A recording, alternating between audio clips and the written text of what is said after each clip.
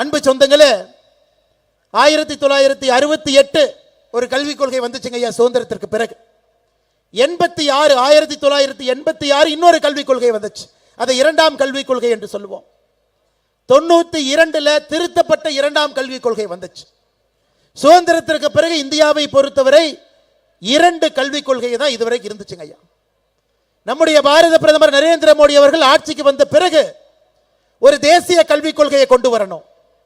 ஏழை மக்களுடைய முன்னேற்றம் என்பது அந்த கல்வியை சார்ந்திருக்க வேண்டும் என்பதற்காக ஒரு குழுவை போட்டாங்க, கமிட்டியை போட்டாங்க. அந்த கமிட்டி 2019 மே 31 ISRO அமைப்பினுடைய முன்னாள் தலைவராக இருந்த கஸ்தூர் ரங்கன் அவர்கள் தேசிய கல்விக் கொள்கையினுடைய வரைவு அறிக்கையை கொடுத்தாங்க.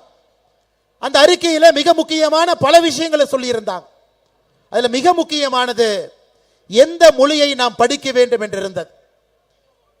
முதலாக நாம் பார்த்தோம், 1ஆம் கிளாஸ்ல இருந்து 5ஆம் கிளாஸ் வரைக்கும் நம்முடைய தாய்மொழி தமிழ் மொழியில தான் நாம் படிக்க வேண்டும் என்பது நம்முடைய தேசிய கல்விக் கொள்கையில நாம் கொண்டு வந்திருக்கக்கூடிய மிக முக்கியமான விஷயம். தாய்மொழி எப்படிங்க வளரும்? ஒரு குழந்தை வீட்டில் அம்மாட்ட தமிழ்ல பேசுவாங்க, அதே குழந்தை பள்ளிக்கூடத்துக்கு போகும்போது ஆங்கிலத்தில் சொல்லி கொடுப்பாங்க. A for ஆப்பிள், அந்த குழந்தைக்கு ஆப்பிள்னா என்னன்னே தெரியாது. B for பாலும்பாங்க, அதை தமிழ்ல வேற வார்த்தையை பயன்படுத்தும். அந்த குழந்தையினுடைய ஃபர்ஸ்ட் 5 வருஷம் 6 வருஷம் வளர்ச்சி பார்த்தீங்கன்னா பள்ளிக்கூடத்திலே ஆங்கில வார்த்தையும் வீட்டிலே தமிழ் வார்த்தையும் சொல்லும் பொழுது அந்த குழந்தையினுடைய வளர்ச்சி முழுமை இருக்காது.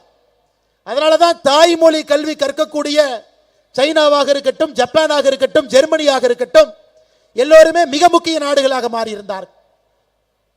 அதற்காகத்தான் நம்முடைய பாரத பிரதமர் நரேந்திர மோடி அவர்கள் தேசிய கல்விக் கொள்கையில 1ஆம் வகுப்பிலிருந்து 5ஆம் வகுப்பு வரை கட்டாயமாக தாய்மொழி தமிழ் மொழிதான் கற்றல் மொழியாக இருக்க வேண்டும் என்பதை கொண்டு வந்தார். இதை திமுக காரன் சொல்ல மாட்டான்.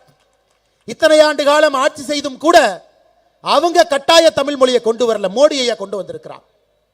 6ஆம் வகுப்பு 7ஆம் வகுப்பு 8ஆம் வகுப்பு தமிழ் மொழியிலே சொல்லிக் கொடுப்பதற்கான முயற்சி எடுப்போம். தேசிய கல்விக் கொள்கை வரைவறிக்கையில 3வது மொழி கட்டாயமாக ஹிந்தி படிக்க வேண்டும் என்று இருந்தது. எனக்கு கஸ்தூர் ரங்கன் ஐயாவுக்கும் தெரியல, இந்தியாவுடைய முதல் 2 கல்விக் கொள்கையும் ஹிந்தி என்பது 3வது மொழி. அதை மோடி அவர்கள் 31 மே 2019 வரைவறிக்கை வாங்கின மோடி ஐயா முதலாக இந்தியாவுடைய சரித்திரத்தில் கட்டாய 3வது மொழி ஹிந்தி இருந்ததை மாத்தி ஏதாவது ஒரு இந்திய மொழியை படிங்கன்னு கொண்டு வந்ததுதான் இந்த மும்மொழி கொள்கை. அன்பு சொந்தங்கள், திராவிட முன்னேற்ற கழகம் 10 ஆண்டு காலம் காங்கிரஸோட ஆட்சியில் இருந்தாங்க. 2005 14 வரை 4 ஆட்சி இருந்துச்சு. அப்பொழுதும் 3வது மொழி கட்டாய ஹிந்தி தாங்க இருந்துச்சு. முதலாக 3வது மொழி என்பது உங்களுக்கு பிடித்த ஒரு மொழியை படிங்க. கன்னடம் படிங்க, தெலுங்கு படிங்க, மலையாளம் படிங்க, ஹிந்தி வேணாலும் படி. இதுதான் இந்த மும்மொழி கொள்கை என்று சொல்லுகின்றோம். குறிப்பாக இங்க வந்திருக்கக்கூடிய நம்முடைய தொண்டர்கள் எல்லாம் இதை வீடு வீடா எடுத்து சொல்ல ஆரம்பிச்சிட்டீங்க. ஒருவர் சிறைக்கு சென்றவர்கள், மக்கள் பணத்தை கொள்ளையடித்தவர்கள், ரவுடிகளாக இருந்தவர், கள்ளச்சாராயம் காய்ச்சினவங்க, இவங்கெல்லாம் சேர்ந்து தமிழ்நாட்டினுடைய கல்விக் கொள்கை எப்படி இருக்க வேண்டும் என்பதை பற்றி பேசிக் கொண்டிருக்கின்றார்கள். நீங்க அதை ஏத்துக்குவீங்களா? அன்பு சொந்தங்களே, நீங்க அதை ஏத்துக்குவீங்களா? கர்ம வீரர் காமராஜர் ஐயா கல்விக் கொள்கையை பத்தி சொன்னா ஏத்துக்கலாம்.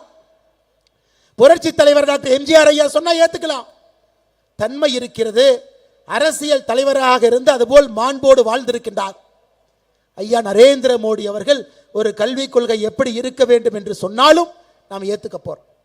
ஆனா இந்த கூட்டு களவாணிகள்லாம் சேர்ந்து தமிழகத்தினுடைய கல்விக் கொள்கை எப்படி இருக்க வேண்டும் என்று சொல்லிக் கொண்டிருக்கின்றார்கள். அதை எப்படி நாம் ஏத்துக்க போறோம்? நீங்களே யோசிச்சு பாருங்க. பிளே ஸ்டோர் மற்றும் ஆப் ஸ்டோரில் இருந்து பாலிமர் செயலியை QR கோடு மூலம் பதிவிறக்கம் செய்யுங்கள். செய்திகளை உடனுக்குடன் பெறுங்கள்.